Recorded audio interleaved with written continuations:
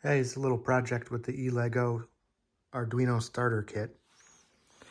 Got the Arduino board here. It's a microprocessor, but it just handles input-output signals, nothing with any real power. There's a ultrasonic depth finder attached to it. There's a sender, sends out acoustic waves from one end, and they bounce off of something, come back, and you can tell how far away the object is. Then on this board, there's a chip that is a DC motor controller. It controls two motors, each half, and I'm only controlling one motor there with a fan on it. So I'm only using half of it. And then over here is a DC power supply. So the code was pretty simple. And all I need to do is plug it in to get it started.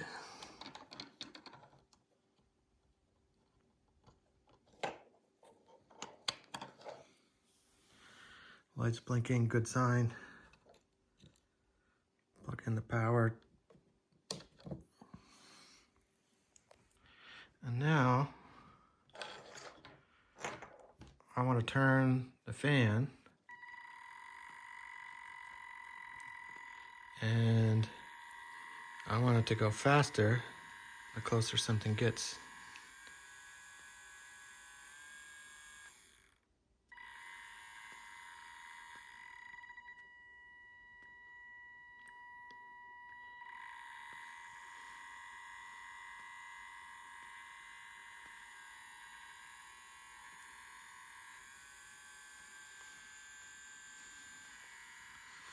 And you can show what it's doing here by looking at the serial monitor.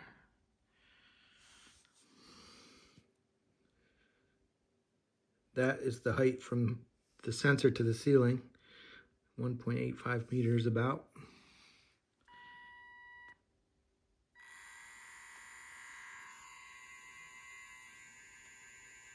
And now I've got my hand 6, 7, 8 centimeters away. You can see the motor speed changing accordingly.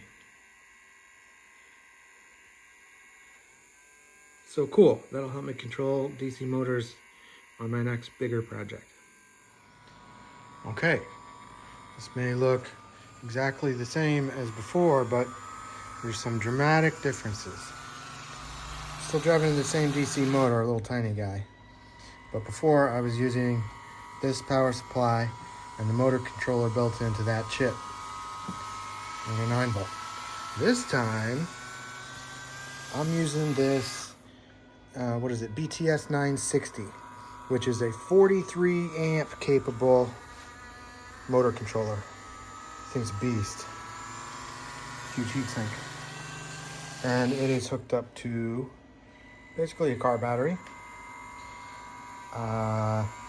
And now it's just running the motor up and down.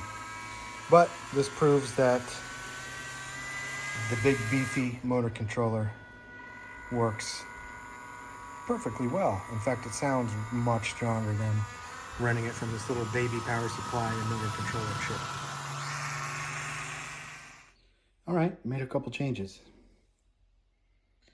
Have these awesome motor controllers, both hooked up to a small car battery. Have a new radio transmitter receiver, and wrote some code for progressive steering. So I only have one fan hooked up as a test motor right now, but maybe with the stick in there.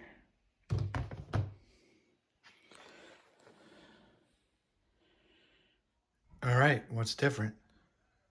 Oh, two big, huge DC drive motors with gear reduction and hubs. They come with something crazy like 8 or 6 gauge wires, so that'll carry plenty of amperage. And these motor drivers will handle 64 amps, but for now, I can use this pretty small gauge wire, 14, I think. It'd be good for 20 amps or so, but not under high load. But this is just sitting on a table. So does it work?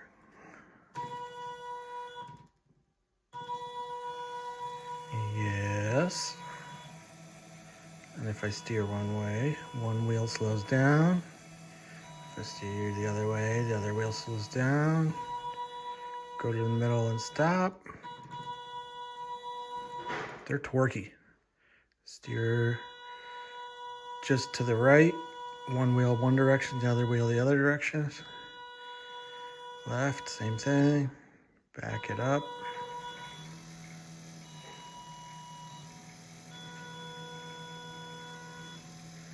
She's working, folks. All right, electronics coming together. First thing you do is sketch everything out. Then I 3D printed, where is it? This frame. Came out pretty easy.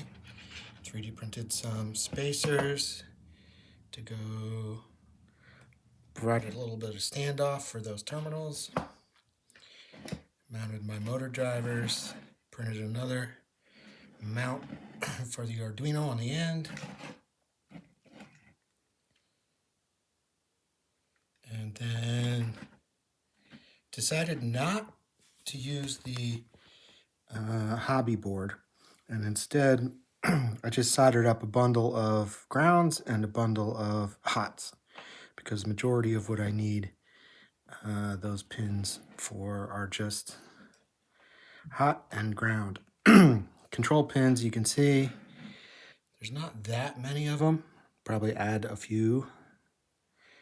So PWM for the motor, for each of the two motors rather.